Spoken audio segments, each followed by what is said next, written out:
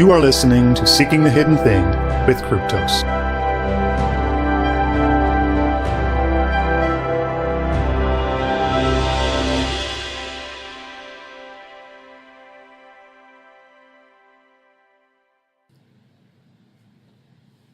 The destructive effects of propaganda on society, politics, and the Christian faith. The transformation of our society into a mass society dependent upon propaganda has changed us, changed the nature of religious belief and the political. Let's take a look at how. This piece will bring to a close our deep dive into Jacques Ellul's seminal work, Propaganda, the Formation of Men's Attitudes. As we have talked about throughout this series, one of the common misconceptions about propaganda is that it is primarily geared towards getting you to believe things that are not true. We have the false idea that if we can just cut through or expose the lies of the media, that we will be able to free people from the grips of propaganda. The struggle with propaganda is the struggle for truth, we are told. But that is not what propaganda is or how propaganda works, nor is that the purpose of propaganda. Propaganda is biased towards action and doing. To the extent that your thinking is being shaped, its purpose is to direct your actions. Better yet, your thinking changes to justify the actions you have already taken at the behest of the propagandist. For the most part, much of the propaganda you are immersed in is directed towards your integration into and willing participation in our mass market, mass media, mass politics, mass religion society driven by technology and money.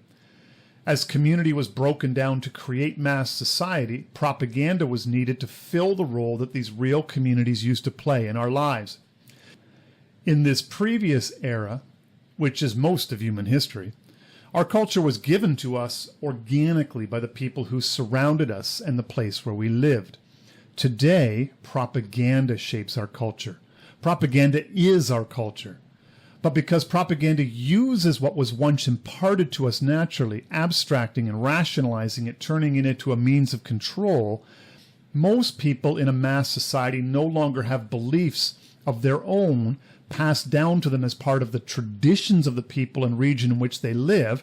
Instead, their thoughts are all given to them as an ideological construct meant to homogenize them and integrate them into mass society so as to regulate and control their behaviors. Quote, "Society rests on certain beliefs, and no social group can exist without such beliefs. To the extent that members of a group attribute intellectual validity to these beliefs, one may speak of an ideology." Unquote. It is useful for us to think about society as operating at different levels. On the surface, there are things like advertising for products, political advertisements, or even stuff like DEI workshops. These are the top level surface messaging, and they are the most easily mutable and changeable. But beneath these lies a deeper level, that of the system itself.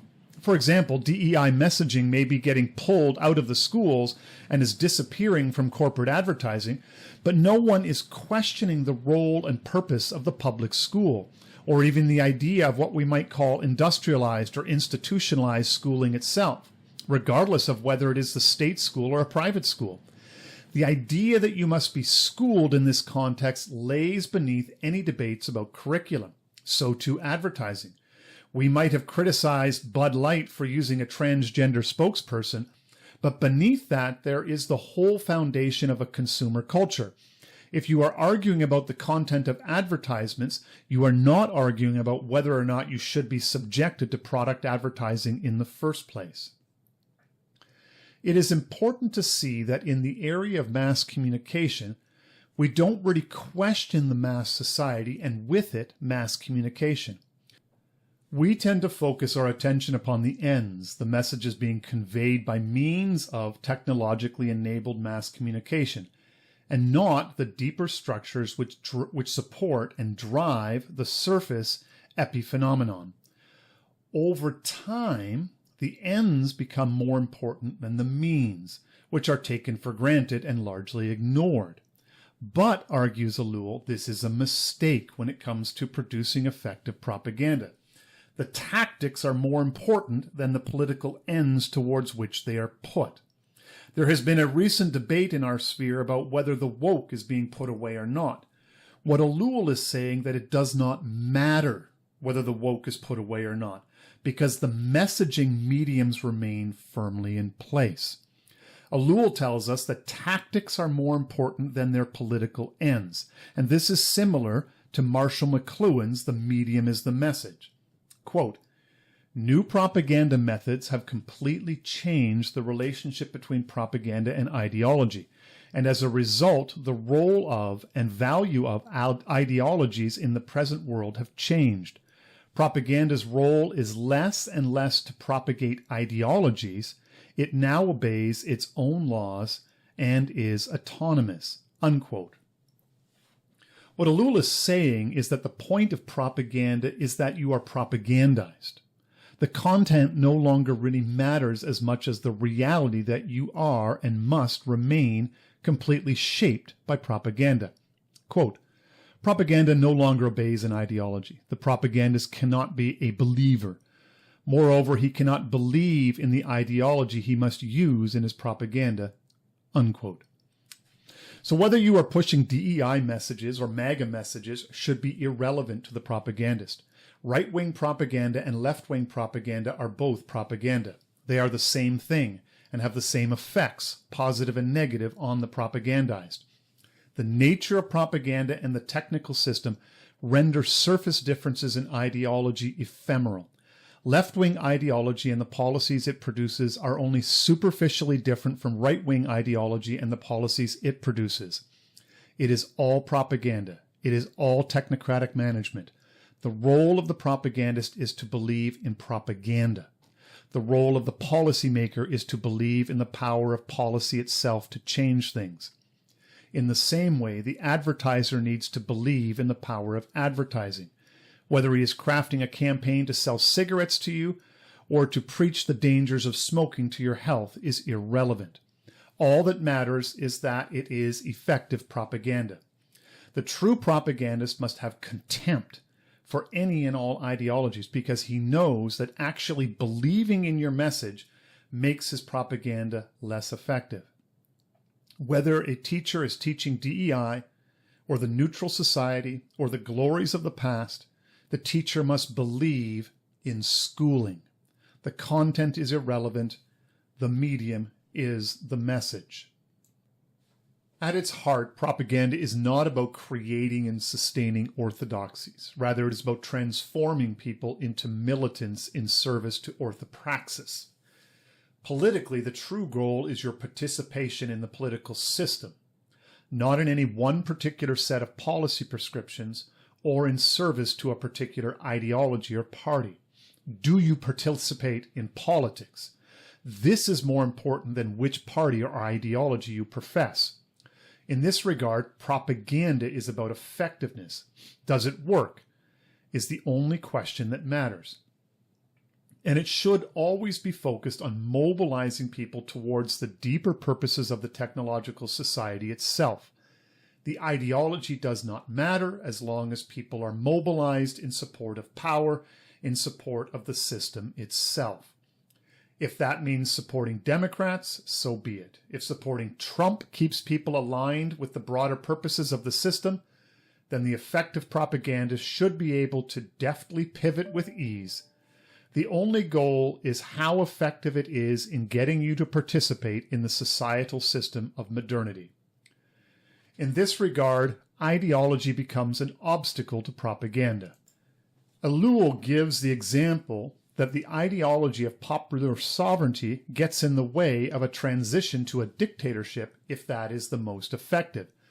Being able to pivot in such a way to preserve the overall societal system of mass technological society should be more important than the particular political formula operative in the moment.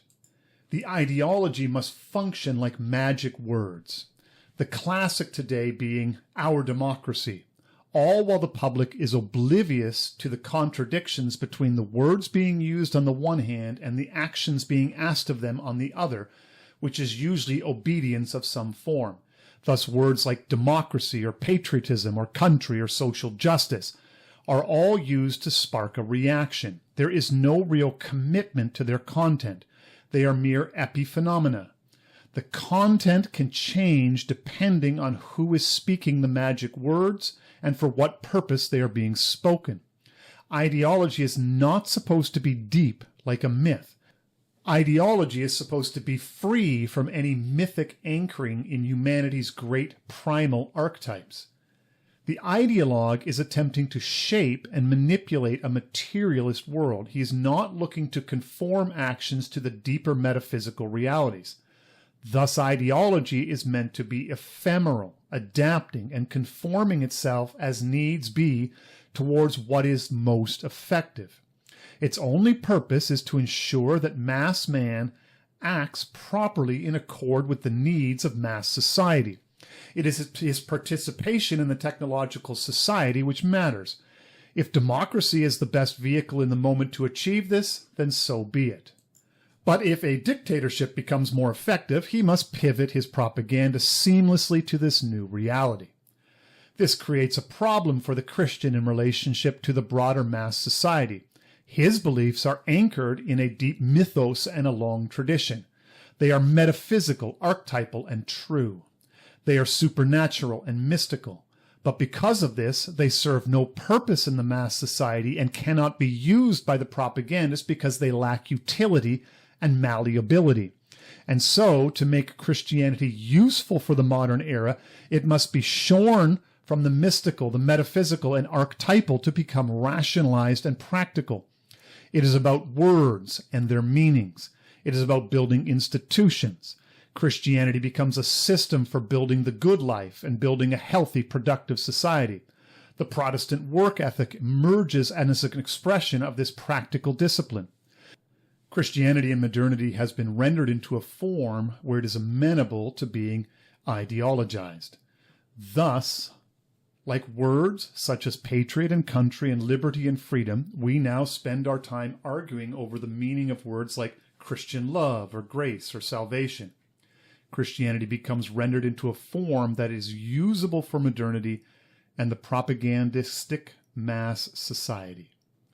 Ideology differs radically from myth, and here Ellul is using the more academic sense of myth that can include the deepest and most profound stories. Not myth as in made up, but rather myth as in reveals the deepest, most profound realities to us. In that ideology has no roots and no relationship with the deepest, most profound, even primal archetypes. This ideological transformation of the mystical and the metaphysical creates a simulacrum of real connection to God and the deeper unseen truths without its reality. One is enframed in the construct that is the technological society. This is not to say that there is nothing real to your faith. It's just that for the most part, rather than seeking that deeper mystical and metaphysical connection, you operate mostly in the realm of constructed reality. This is a phenomenon that is experienced across Western Christianity. There are degrees and there are differences, but whether it is the constructed realities of ritual or the constructed realities of theology, much of our experience of the Christian faith is mediated through these realities that have been rendered useful for propagandistic manipulation. Because of this, man now acts in accordance with impulses from propaganda and not those which emerge naturally and organically from the substrate of myth, story, and the metaphysical. This is one of the main reasons that I have argued for a revival of the mystical tradition in Western Christianity, especially in its Protestant branches. We have to understand that these changes to the Christian faith came because people were acting in a certain way. Action shapes thought and not the other way around. Because people were already acting in a certain way, in a way cut off from the deeper spiritual realities, they then conformed the surface phenomenon of the faith to accord with this new way of living, thus giving birth to ideology and transforming their previous beliefs into an ideology that was more suitable for the actions they were already wanting to take. Justification is an essential function of propaganda. It removes the cognitive dissonance one feels when one's life is no longer aligned with the deeper metaphysical realities. Ideology is then transformed into principles that mimic myths. Thus, the pursuit of happiness as a goal, as an end of life, no longer seems like the revolutionary idea that it is, but rather something that is a self-evident truth. But it can only exist in this way when one is already cut off from the deeper metaphysical reality that happiness is a byproduct of pursuing virtue, pursuing a deep connection with God and his ways. When propaganda begins to use the form of doctrine, it destroys it. Emptied of its implicit connection with metaphysical reality, it can mean it wants anything and everything. It is now ready to serve the demands of the constructed reality that is modernity. Soon, all that is known and accepted as knowledge is the product of things promulgated by propaganda. This includes scientific knowing, which was early on severed from metaphysical realities to answer the question of how things work and how they can be made useful rather than what they mean. So as we enter fully into the world of propaganda, you no longer really interact with each other. Every interaction is mediated to you by technique, by the machine, by the propagandist. Quote, "There is action, but no interaction," unquote. The more propaganda there is, the more the different people and groups within society become partitioned off from each other. Propaganda suppresses conversation. There are only enemies. You don't actually converse with anyone. It is a world of closed minds where people talk to themselves and at other people, but not with them. Public opinion is formed through abstraction by fixating upon selected points of reality, framing them and crystallizing them in the minds of the people. Thus, new conceptual realities are created and everything else will crystallize around them. The details and the nuance will disappear.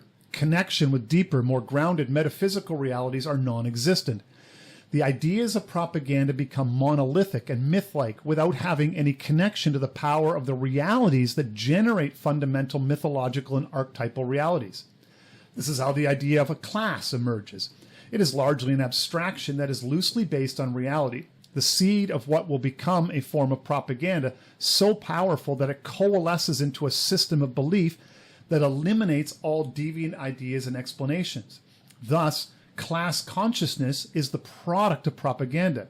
It is not an organic reality. There is really no such thing as class. The power of propaganda is that it simplifies reality and makes every subsequent round of propaganda built off the first propaganda easier to produce, shape, and get it to take hold in the actions and minds of the masses.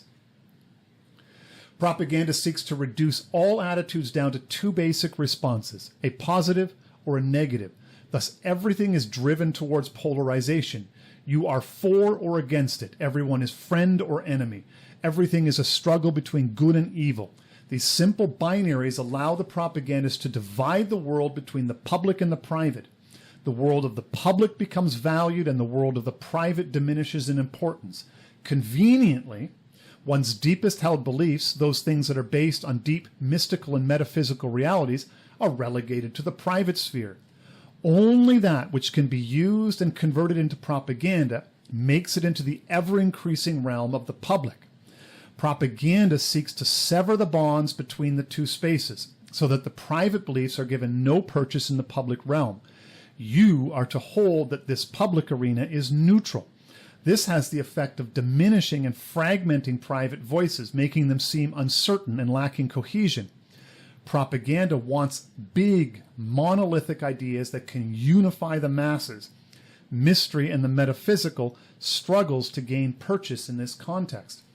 And so you enter into the public realm, a space severed from your beliefs, where you are pressured to act in a certain way. The goal is always to force your actions into a broad public conformity so that you act in conjunction with others in the mass, but not organically and spontaneously, but rather at the behest of the propagandist. Even if that action is verbal, that is, repeating the right phases and incantations dutifully, diversity is our strength, all people are created equal, everyone should be free to make their own choices. There are dozens of these that you could list. Action determines attitudes. It is like product advertising. The goal is to get you to buy the product. Political propaganda is the same. They want you to go out to the store and participate by buying the product. This shared action reintegrates the isolated, deracinated person through group action. Mass society isolates people and makes them withdrawn from each other. Propaganda reconnects them. The group, though, is now no longer capable of self-reflection. This unification through propaganda becomes a unifying truth, a core command. All it can do is act. The mass acts the way the propagandist tells them to act and shouts the thing the propagandist tells them to shout. The technological society, once unified through propaganda, does not actually need the figure of the leader. Propaganda fills the unifying mythological role of the leader once occupied. The managerial system will resist the emergence of the leader figure. Quote, propaganda replaces the leader of the group. This is not the banal assertion that propaganda is the instrument of the leader or helps make a leader. It means that in a group without a leader, but subject to propaganda, the sociological and psychological effects are the same as if there were a leader. Propaganda is a substitute for him. Unquote. The effects of propaganda on the churches. After some general observations of the effect of propaganda on society, Ellul now turns to examine more deeply the impact of propaganda on two areas, the Christian community and the political life of society. As we noted above, propaganda, by separating us from the deeper metaphysical, archetypal, supernatural, and mystical realities that were always seen as foundational for the grounding our understanding of the world, widens the gap between people's actual spiritual pursuits and the behaviors that show themselves in their lives. Increasingly, the actions that people take are shaped by propaganda imposed upon them in the public sphere. It becomes harder and harder for them to integrate their actions into a lived connection with the divine. Prayer and devotional time tends to wither and be disconnected from the patterns of one's actions. Worship is increasingly about emotional manipulation and not the cultivation of practices that encourage you to meet God in a community setting. Even the preaching of the word becomes an exercise in practical applications directed at self-improvement or the political life of the congregation. Or it is an exercise in furthering the quest for expressing the one true interpretation of the words of Scripture, driven by the rationalism of the technological society and its quest to find the one best way to do anything. The pressures, influences, and enframing of our society make it increasingly difficult for people to actually encounter the divine in prayer, worship, or preaching. Everything becomes a simulacrum of the real thing, a construct of technique and propaganda. And so the actions of believers become increasingly shaped by what propagandized good person does. There can be subsets of this. There is the liberal good person and the conservative good person, but both are a simulacrum, constructs that try to imitate the real thing, but without its complexity, mystery, or demands. The faith is made suitable for the broader world of propaganda and technique. Quote, because Christians are flooded with various propagandas, they absolutely cannot see what they might do that would be effective and at the same time an expression of their Christianity. Therefore, with different motivations and often with scruples, they limit themselves to one or another course presented to them by propaganda. Unquote. What Ellul is saying here is that Christians often have this sense that the Christian faith should demand different actions from them, but they don't know how to act in a way that is consistent with their faith. So they pick up various threads from the more mainstream propagandas that seem to them to be the kinds of things a good person would do. It is the propaganda telling them this, of course. And then once they are behaving in this way, they make the necessary adjustments in their thinking to accommodate their actions, even if it results in giving the meanings of propaganda to the words of Scripture or theology. It's not just them who are influenced in this way, but it is also us as well. There are always multiple propagandas at work competing for social and political dominance. Likely the whole process is invisible to you, and you are convinced that yours is the true understanding and practice of the faith. This is what makes propaganda so insidious. The question you have to ask yourself is, how do you even know anymore? Considering this, Christians face a real dilemma when it comes to propaganda. Do you use it or don't you?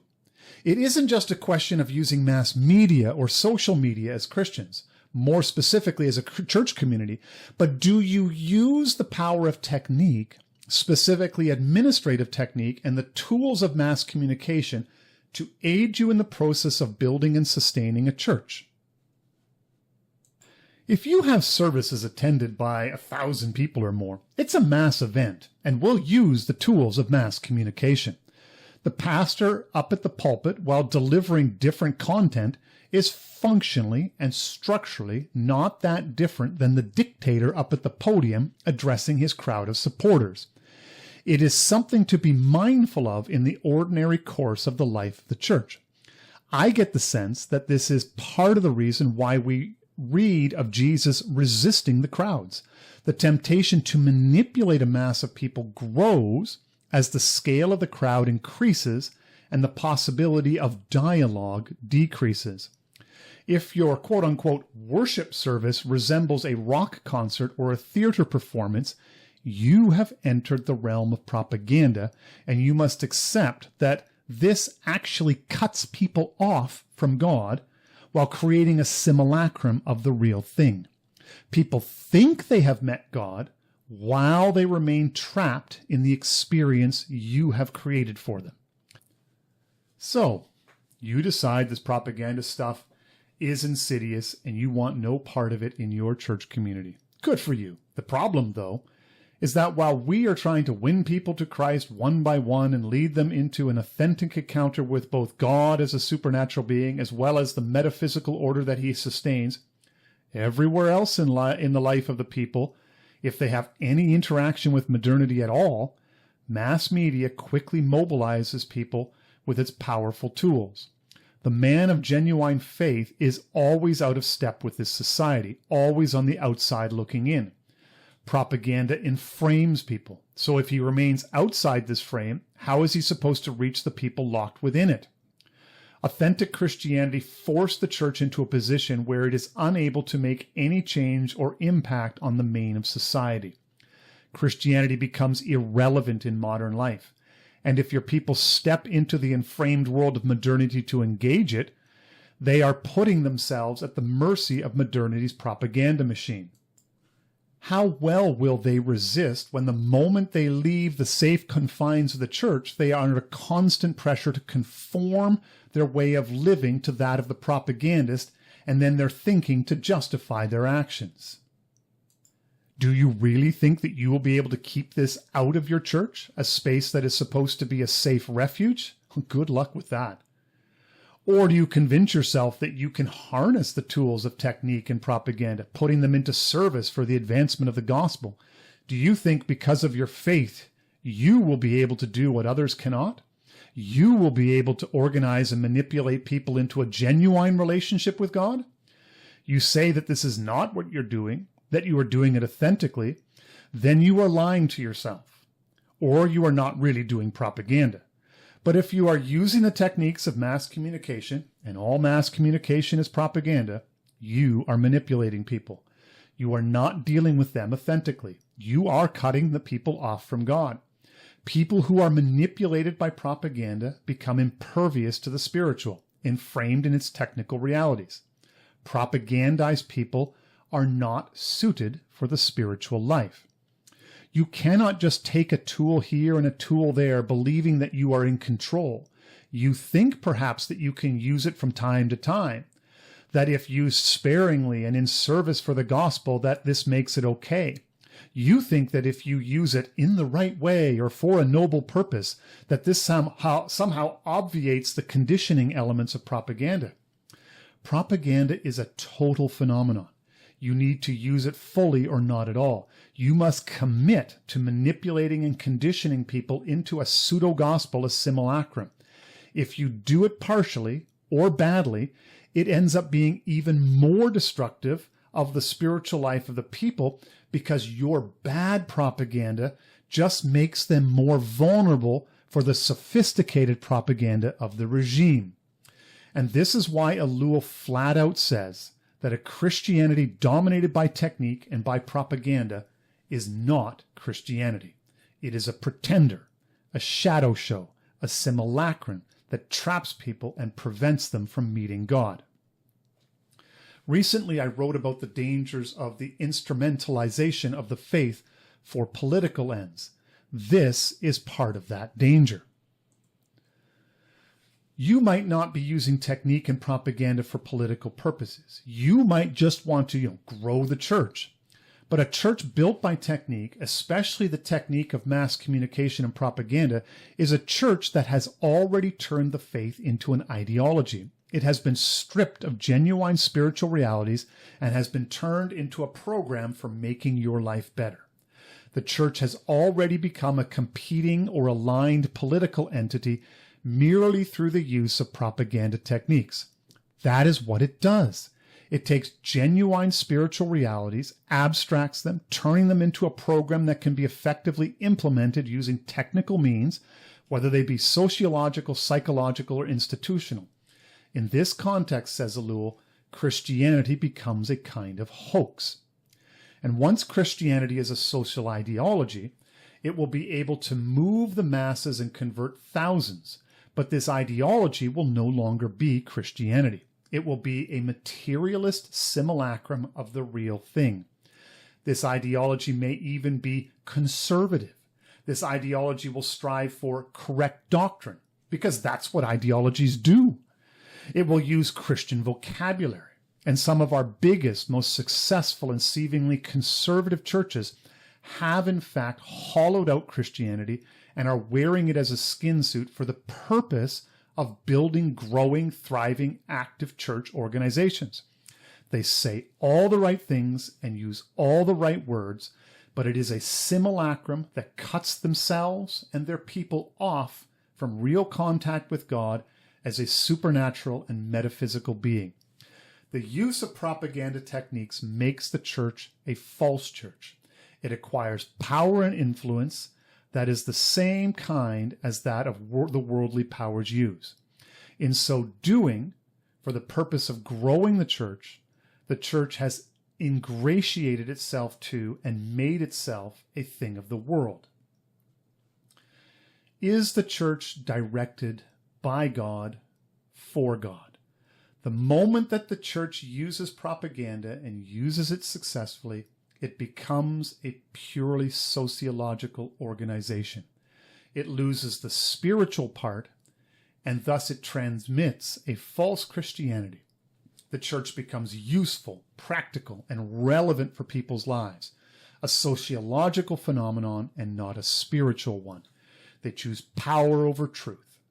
And much of what passes for spiritual revival, even Pentecostal-type revivals, often employ these same techniques, substituting emotional manipulation and ecstatic behavior for the real move of the Spirit.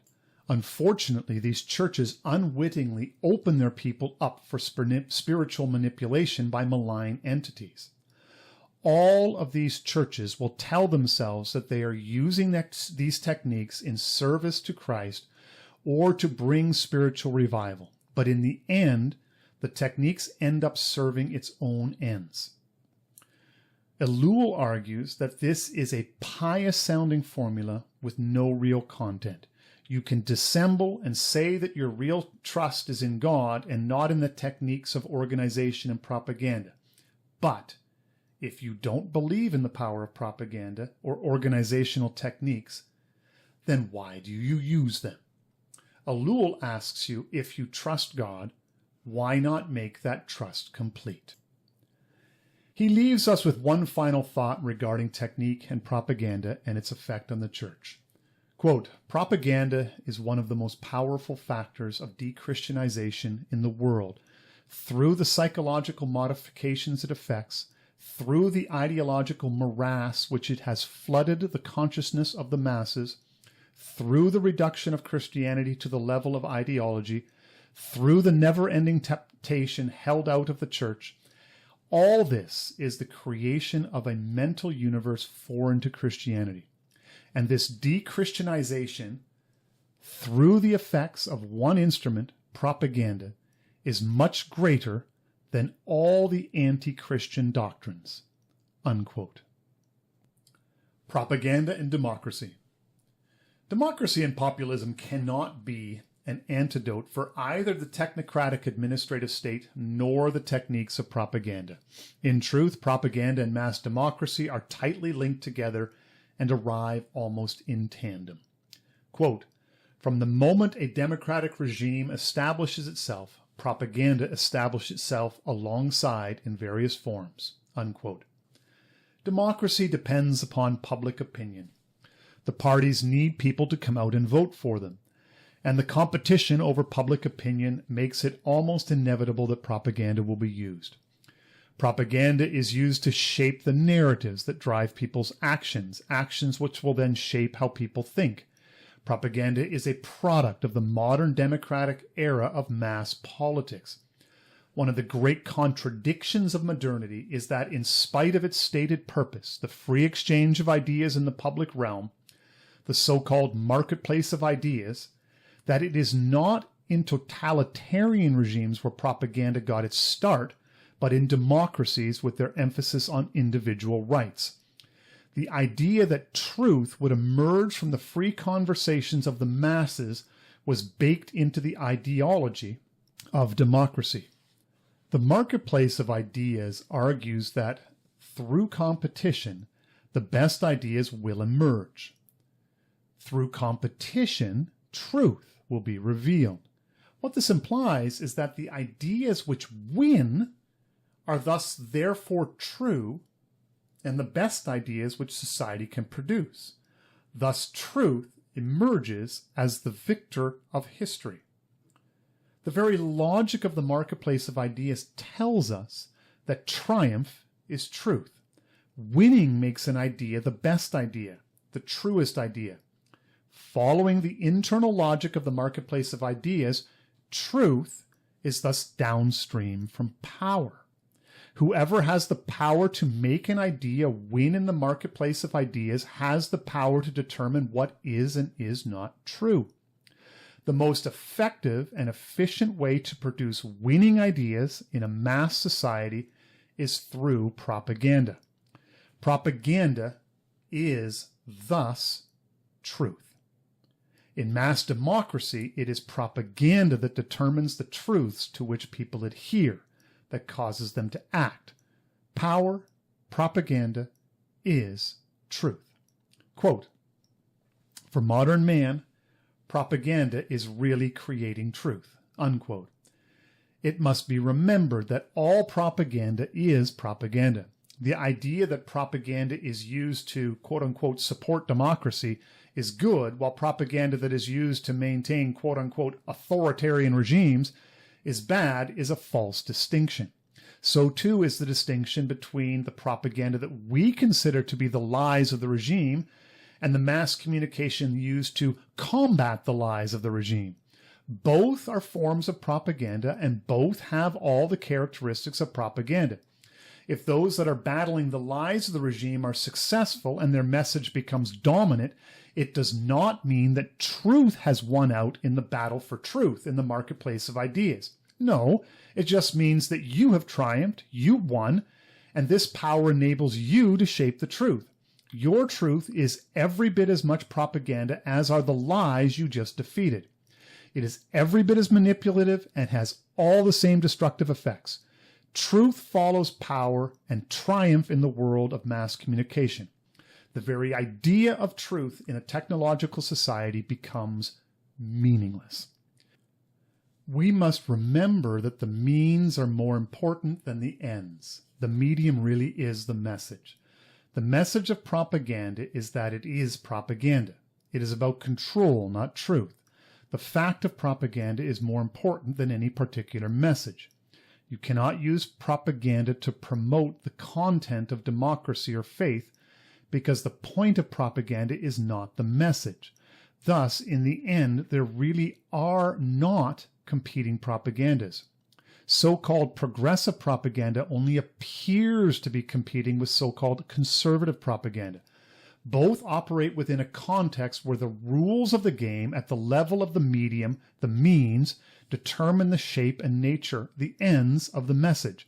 In America, this means that both sides are fighting over the meaning of the same words in the same way. It is a question of who gets to provide the content for words like rights and freedom or democracy, the Constitution or patriotism. All enemies in a democracy are enemies of democracy. The right are the enemies of democracy, and the left are the enemies of democracy. The dilemma that we face in a system that claims to be democratic is that propaganda is frowned upon. This, of course, burdens the propagandist, and he feels bad. But he resolves this by being a true believer in its content. Quote, "To the extent that a democratic propagandist has a bad conscience, he cannot do good work, nor can he when he believes in his own propaganda." Unquote. True propaganda creates a division between the government and the masses, an aristocracy of technicians who manipulate the people. They must be soulless technicians focused exclusively on the control and manipulation of the people. Quote, "The true propagandist must be as cold, lucid, and rigorous as a surgeon. There are subjects and objects." Unquote. In this regard, there can be no democratic propaganda. Propaganda destroys democracy through the manipulation of the people. Propaganda cannot be partial. It must be totalizing. In many ways, Americans are the most heavily propagandized people on the planet, while at the same time believing they are free, which of course is a feeling produced within the American citizen by means of propaganda. All propaganda is totalitarian in its essence. A democracy, once you get much beyond the scale of a community that exceeds Dunbar's number, by necessity it must become totalitarian, whether soft or hard. In this sense, all forms of mass communication, mass media, are the enemy of democracy. But you cannot effectively manage democracy at scale without media manipulation, even through mechanisms as basic as books, pamphlets, and newspapers produced by the printing press and distributed widely.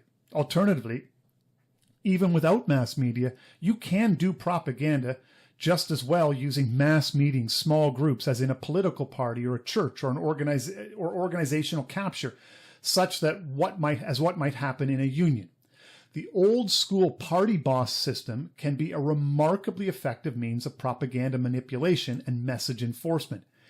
Anytime you are organizing and unifying people at scale, propaganda techniques are in play. Once subjected to propaganda, though, a person will need it. They cannot exist, and they cannot act, and they cannot think on their own. To be released from one propaganda, a person must be reprogrammed by new propaganda system. We see this with the deprogramming people after involvement in cults. It's not enough to break them free of the grip of the thinking of the cult. They must now be reprogrammed.